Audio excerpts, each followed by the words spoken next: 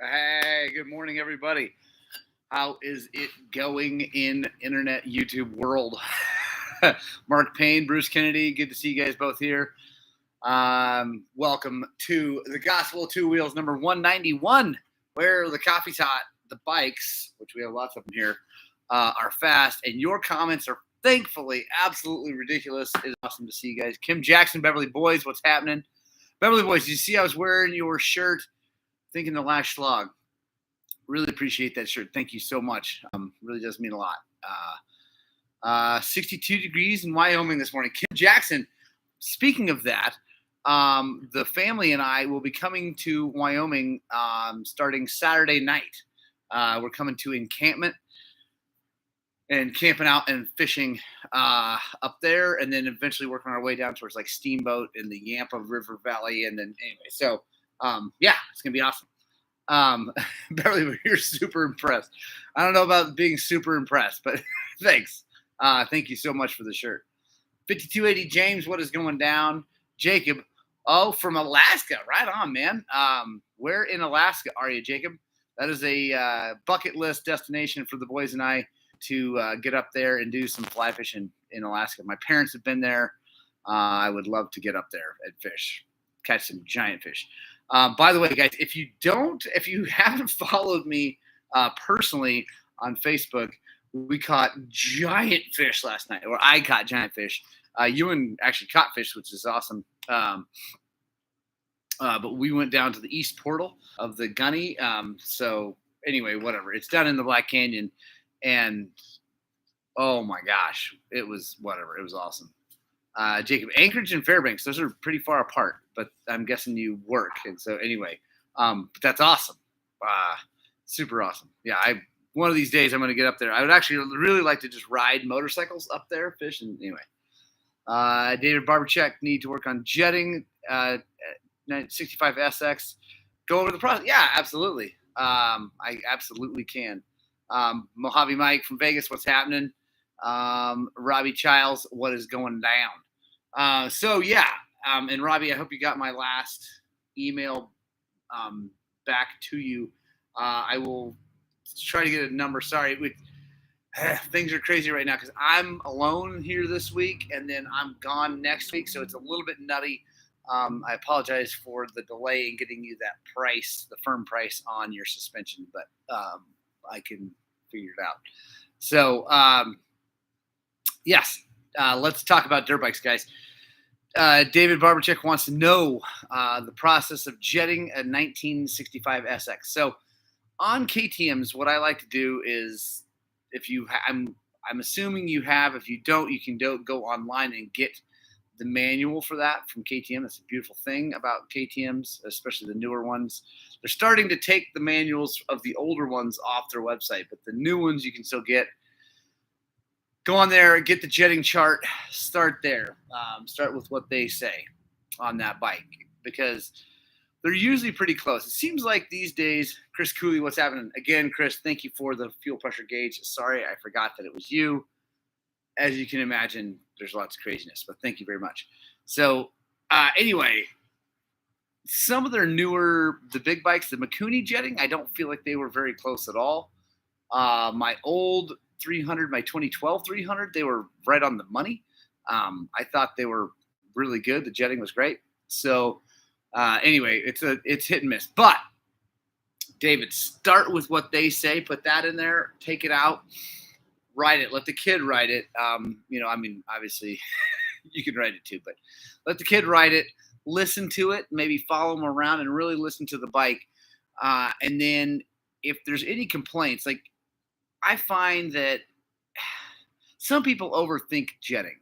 Some people really, really overthink jetting. They get too fired up on trying to make it absolutely perfect. And while that's nice, it wastes a lot of time. And I feel like it's unnecessary, especially on a small two-stroke, especially any kind of race two-stroke, which, I mean, is a 65 SX. You should be pretty hard on the gas, on the most of the time. And I like to jet things so that they don't blow up. That's my big thing. I don't like like running right on the ragged edge of lean and perfect. Like, man, I've blown up. I used to do that. A quick backstory: I've blown up 2YZ250 crankshafts because of that. I had them jetted freaking dead nuts. And then I got out on a road and during a race for a little too long and locked up the crank because they were a little bit on the lean side and couldn't handle it. So anyway, so now I jet on the rich side. David Barbercheck, I have a problem with this. Is good. Thank you for commenting. Spooging all over the place, woods racer. So, David, I would start with the KTM, write it, and if that's where you already are, then just go down. Honestly, just one jet size at a time, and then write it one jet size at a time. Right, and like you really, it's a kind of a painstaking process, but do that until the thing feels crisp, and then you can pull the plug out, and it looks nice and chocolate brown towards black.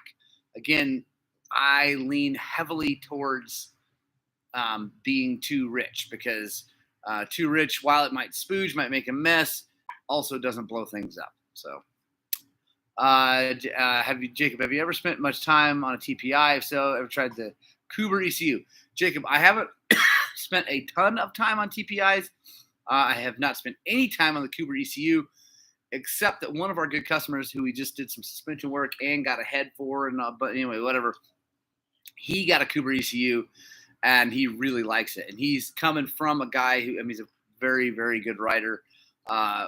Really liked carburetors. Really kind of resisted the TPI thing for a while.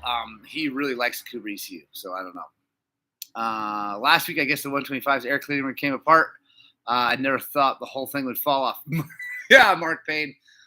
I definitely never thought that would happen either, which is why it's sad that it did. But whatever. It's going to get a fresh cylinder. It's going to be good. Yeah. Christopher Bro Lumbus. What up, Robert Boucher? Let's see. Do you recommend for power band adjustments? What do I recommend for power band adjustments? CC Wright.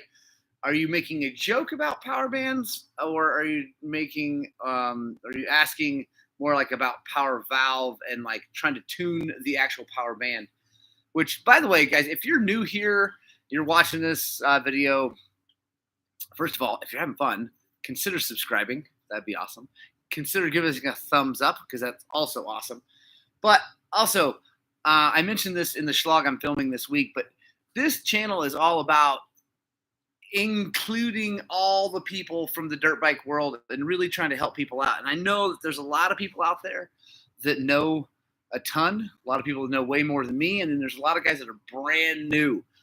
Maybe not brand new to dirt bikes, but brand new to 2-strokes, brand new to 4-strokes, brand new to whatever.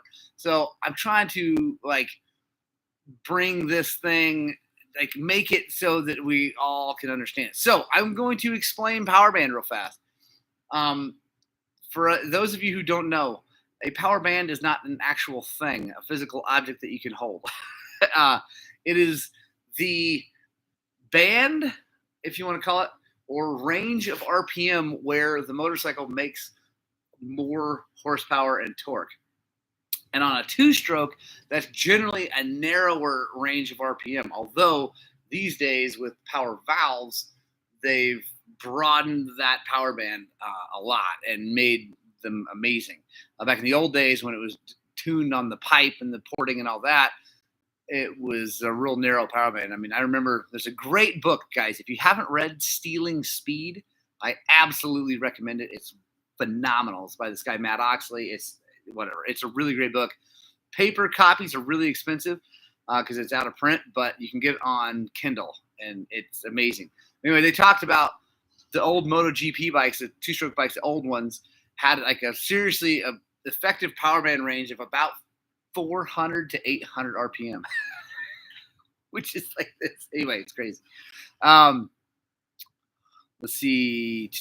Make only one change at a time. So there you go. So yeah, Kim's taking one change at a time. David Barbercheck, don't do the main and pilot at the same time. Do the main jet until you feel like it's good up on that top half, and then pilot jet until you feel it's good down there, and then fiddle with the needle after that. Don't pick one thing and tune, and then pick another thing and tune, and then get it all working together. Because as Kim said, you don't want to like change main, pilot, and needle all at the same and then go out and ride it. You're like, okay, well, it's better, but it's weird, like, because then you don't know what you've done.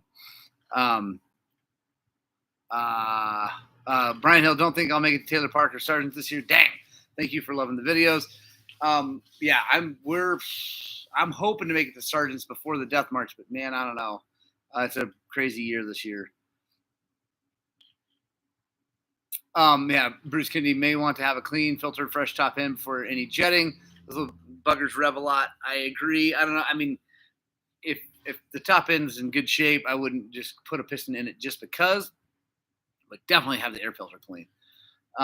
Yeah, and so you know, I don't know, on two-strokes, to me, the pilot jet is really not that important, especially a small two-stroke, because they make 0 horsepower down low in the RPM. I mean, you know, that's not where that bike should ever be, even if it's, I mean, even if you're woods racing, it's like, even if he's going slow and kind of like banging through the tight stuff or whatever, you're really not going to be on the main jet. You should be a gear high and using the clutch on that little bike, because they're just, yeah, they don't make much power down low. Also, David, if you haven't yet, make sure you inspect and maybe pony up for I think it's Nihilo makes a power valve for that thing. They break power valves like you can't believe. I have seen so many broken 65 SX power valves. Like the blade, it's an epidemic. I don't know what it is about the KTM one that makes it break, but they do it all the time. So make sure that's good. Make sure everything's, you know, dialed in, and then go out to jetting. And like I said, I don't worry too much about the main. I don't worry too much about the pilot. My pilot jets usually kind of stay in I usually richen them up 1 or 2 spots from stock, no matter, even without a fancy head. Just because up here they tend to like a little bit bigger pilot jet, because the air's thinner up here and it doesn't draw as hard. So if you shrink that hole down, since the pilot jet's already small, if you shrink that hole down anymore, it can't draw. It gets lean down there. So anyway, yeah. Piece in the pipe also to the top end. Nice, David.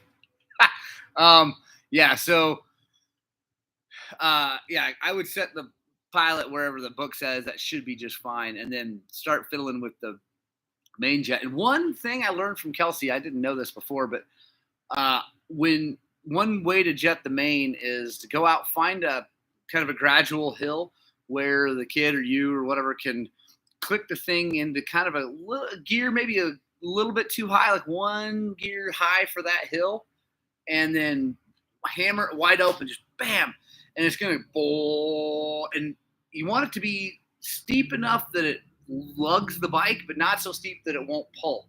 You want the bike to pull, but just slowly, you know, because you're too high a gear. You know, on it, and then as you get to the top of the hill and start to roll off, if when you roll off, it goes ring, ding, ding, ding, ding, and hangs up, that means your main jet is too lean. Because what happens is when you're at that lower RPM and you nail it and it can't just rev, so it's really putting load on the bike.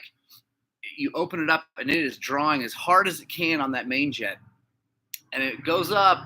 And when you come back off, if it revs up, that means it was too lean, because it's like it gets hot. And then you go up a size and go do it again. And then for the needle, on those little bikes, you don't have a lot of adjustment. I think there's only like 5 positions, or maybe even 3. I don't know. But anyway, so you kind of just like move it up and down a little bit just to get the throttle response where you want it. Kessler, what's happening from the emergency room? David Kessler, why are you in the emergency room? It's not good. Chris Cooley says, my FX350 somehow sucked in muddy water into the engine. Ugh, never dropped it in water. Dang. Buried to the swing arm bearing in mud hole. But that's it. Can't figure out how the water. So Chris Cooley, I have seen that happen before on a 450. We had a guy, a friend of ours, I mean, that exact situation. And it did bad things to that motor in the long, it blew it up. So I hope you caught it early enough. But he nosed his into a big mud hole out in whitewash sand dunes area after a big rain, whatever. didn't drown it, like didn't kill it. Back to, whatever, dug the bike out. By the time he got back to the truck, it was smoking. And then when he took it apart, it had ruined the valves. The piston was questionable. The cylinder was okay. And so, Chris, how that can happen, if it's an FX, FX, I don't know where your vent for the motor is, for the crankcase pressure vent. It's usually on the head it's not used. It's always on the head on the KTM. But I don't know where it's routed. But if that thing got underwater, it blows out and it can suck in too. So that's probably how it happened. Brian Hill, any pipe brand you found repairs easier, specifically for two-strokes? You said you're able to repair them. Do you have a video on that? Yes. Brian, nothing easier. Harder ones, the SRT pipes are harder to fix because they're thicker steel and crappier welds, honestly. Well, and that's because they're Chinese junk, but they're also cheap, which allows you to buy more of them, which, I don't know, whatever. I'm not a big fan of overseas stuff unless you just have to. And honestly, FMF pipes coming in at $300 now is a little bit much. So anyway. So so those ones are hard to fix, but everything else, FMFs, Scalvini's, Pro Circuits, they all easy enough to fix. And Brian, I don't fix the 4-stroke ones. I don't have a kit really for them that fits on this. Anyway, whatever. I don't have a setup for that. And honestly, 4-stroke pipes get bit way less than 2-stroke pipes. And yeah, Chris Cooley, is there a check available for that crankcase vent? Bruce Kennedy, I don't know that there's not a check valve for that vent, but there is a way to, you just route it into the airbox in the top of the airbox and put a little, I don't have one here, but one of those little vent, like little, they look like little tiny Canon air filters.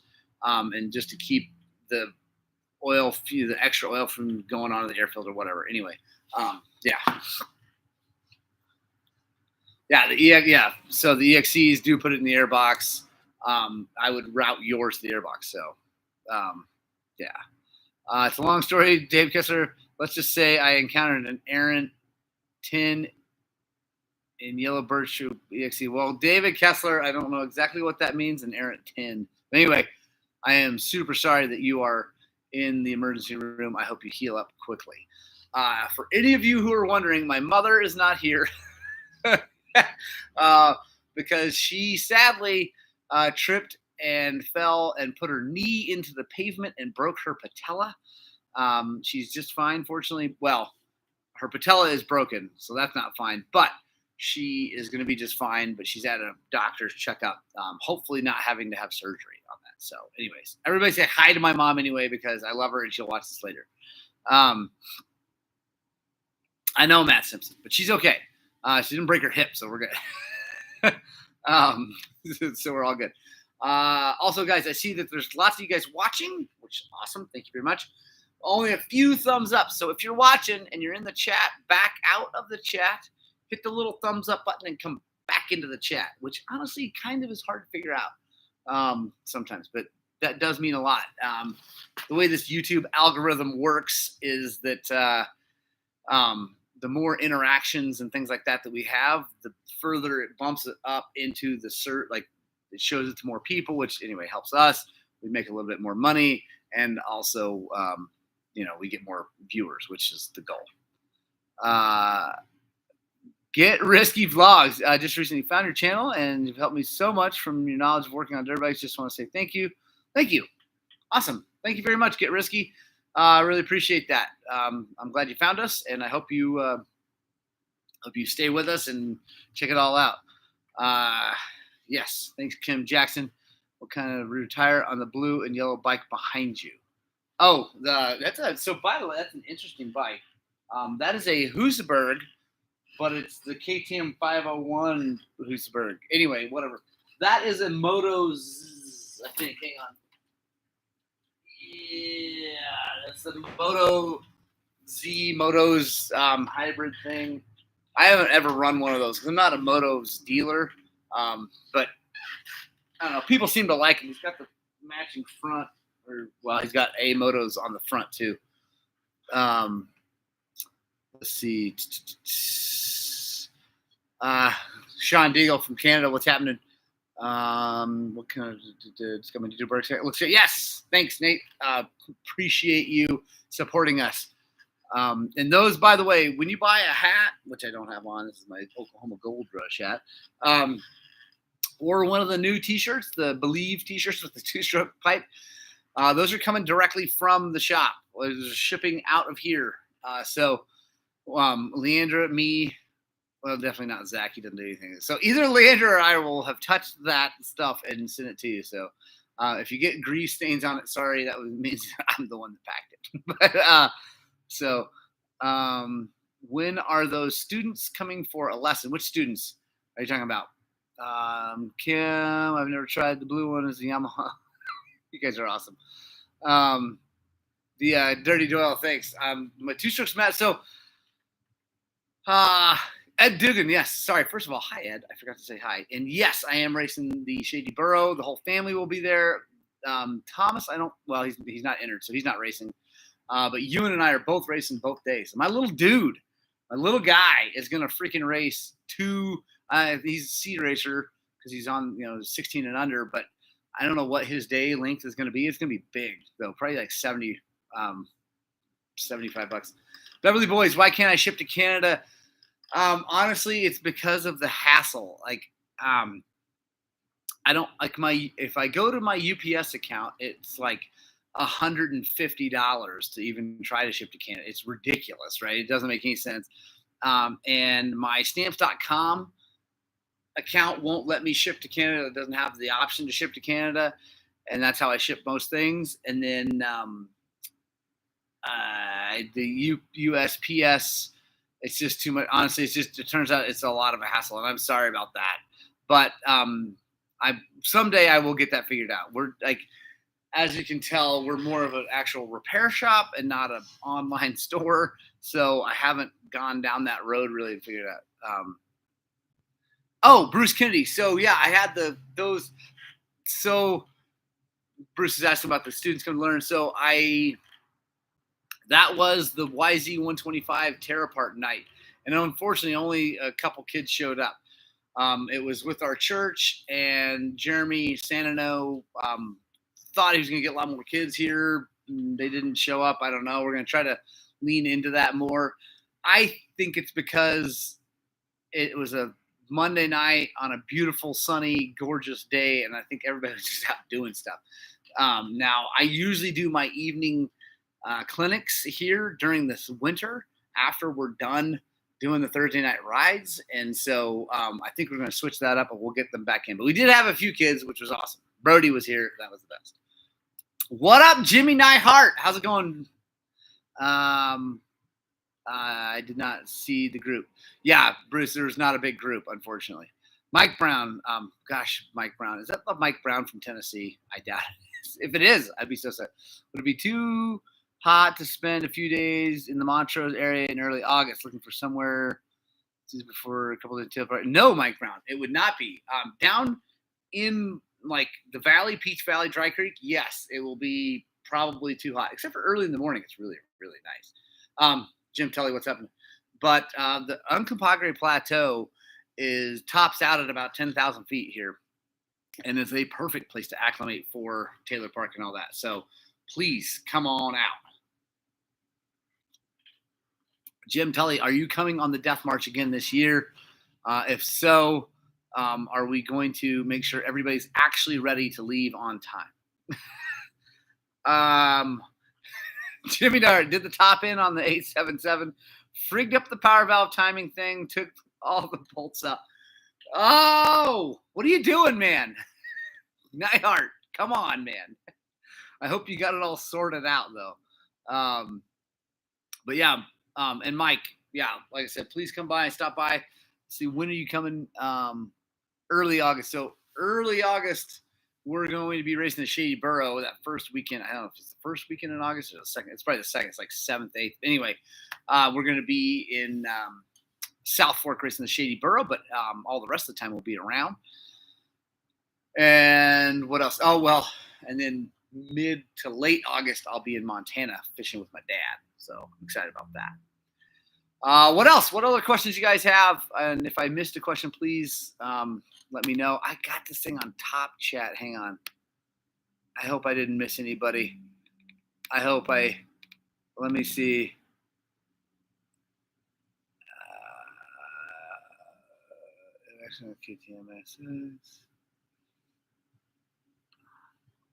Hopefully I didn't miss anybody. I had this thing on top chat, not live chat, so I apologize.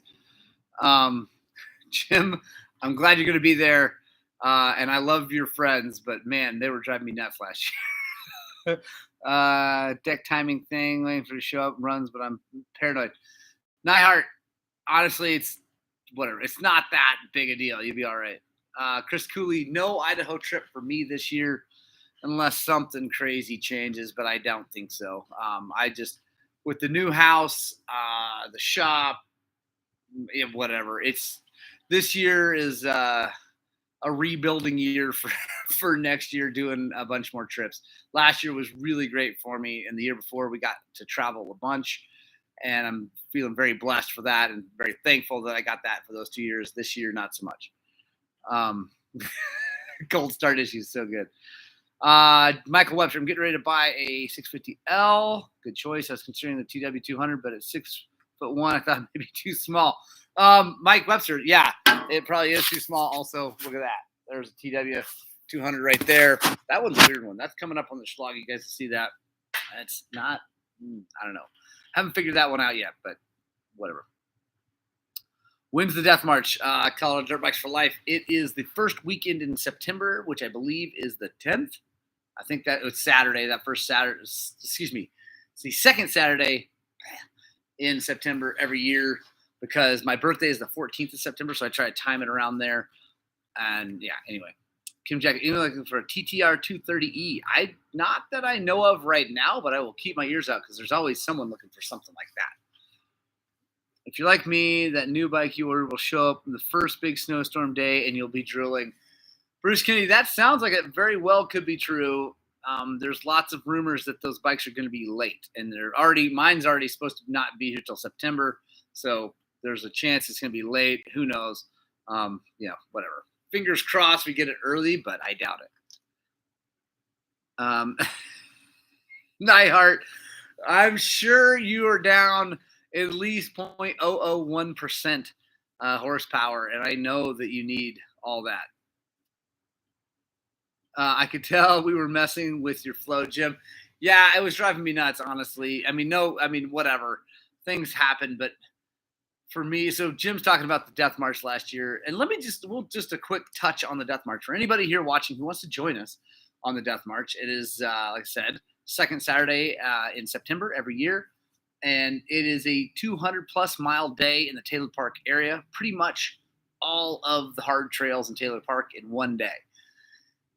And it's called a Death March for a reason, because it's supposed to be really hard. It's also called a Death March because it's not a fuzzy bunny rainbow unicorn march where we all hold hands and make sure everybody makes it through everything and we just take care of it.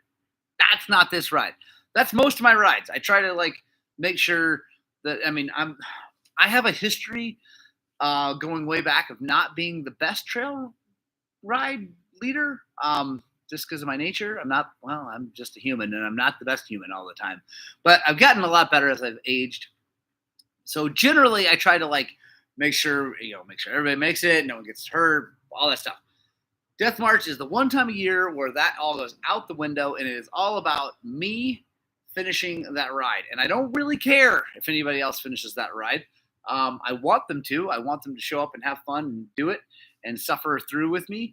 But I don't really care because it's it's the Death March. So last year, Jim's buddies were struggling to get this old CR started, and then they got lost. And anyway, it's like I said, it's one of those rides where if you get a flat, I'm leaving you. If you break down, I'm leaving you. If you slow down too much, I'm leaving you. And I'm not the fastest guy that shows up. I think probably Jim is much faster than me. So there's plenty of fast guys, but I know the pace that has to happen for it. And so I do that pace all day. Anyway, it's exactly Shane McNabb embraced the suck, and it does that day. It's super fun. You're on your own in a group setting. Exactly. Thank you, Kevin O'Laughlin. That's exactly what it is. You're on your own in a group setting. It's a lot of fun. And like we have people kind of band together. You know, we have these little groups band together and like make it and whatever. So it's, found it. When do I share the route? I will share the route. I should do that really soon. I haven't made the official like event page on Facebook yet. I will do that very, very soon within the next week. And in that thing, I will share the link to the route. And I got it. It's all GPX tracks and easy to follow. And it's super fun, but it's super hard too. So anyway, and it ends in the night. And so you got to have lights. And if you don't have lights, they'll leave you. And if you all these things. And it sounds like I'm an ass, but it's just that one time a year I have to revert back to my sadly original self, I guess, and just do it and have fun in my own special way. And I love for people to come and try it and show up, but just know that, I'm going to boogie you. So, Jim, tell your buddies if they show up this year, I'm leaving on time. Like, I'm leaving. And I love your friends. They're wonderful people. Like, they're really great folks. Anyway. So yeah, that's that. It's almost 8:00, guys. Any more questions? We'll take one more question, maybe. Thanks, Jim. I appreciate that.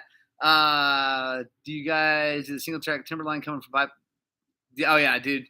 So I'll try to run through it really fast. We do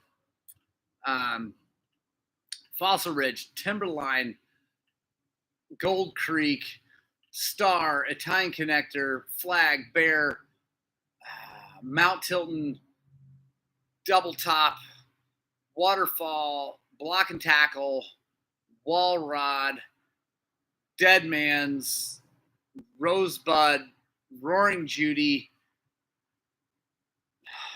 I don't know. That's about it. Like, I don't know. There's a few more in there, but it's gnarly. Shane McNabb, look around at all these people and remember no one is here. Yes, I love it. Great. A newbie question. I like those because I like helping people out. Got it. I just got my first bike after years. It's a 99 KX100. Nice. Do I have to hone the new cylinder before I put it on? You don't have to. So that's a big question. You don't have to, but depending on what it looks like, if you're, I like to put a ball hone, a flex hone, whatever you want to call it, through them to help put the crosshatch back in there and deglaze the cylinder, get everything cleaned up. That's me personally. There's a whole bunch of people here on the internet that'll throw a fit if you do that and say that you're messing everything up and you're ruining everything. I can tell you from lots and lots and lots of experience making a living doing this that it's A, totally fine, and B, in my opinion, recommended. So if it get risky, if you can, I don't know if you have the right hone. I don't know if I go buy one, maybe go to a shop and see if they'll let you borrow one or if they'll do it. I do it for free here. Like, I don't charge. I just, here, cylinder, and here you go, clean it up and give it back to them. I don't charge people. So yeah, ride on, West Dietz. By the way, quick mention, Thursday night ride tonight is we're going to do Clear Creek Trail. We're parking at the Cattle Guard on Davewood. Going to ride a little bit of 2-track and then jump on, do the Clear Creek Trail. Depending on who's there, we might do another trail that's awesome. And I can't mention his name, but it will be super fun. So, yeah, I think my kid's going to be, we'll see. I don't know. Anyway, it's going to be awesome. Right on. Get risky. Thank you for finding us. Thank you for being awesome. Guys, I love you all so very much. If you're new here and you just watched this thing and you watched it either live or you watched it later and you had fun, please consider hitting that little subscribe button, hitting the little notification bell, and sticking around to the end of our videos, because Punk Rock Club, you guys are my favorites. I'm absolutely playing favorites from now on, because I love the Punk Rock Club more than I love everybody else. Ha! Take that. I love you guys so much. I desperately hope that you get out, spread the gospel of two wheels, and that what we're doing here at Highland Cycles is inspiring you guys to work on, but way more importantly, get out and ride your dirt bikes!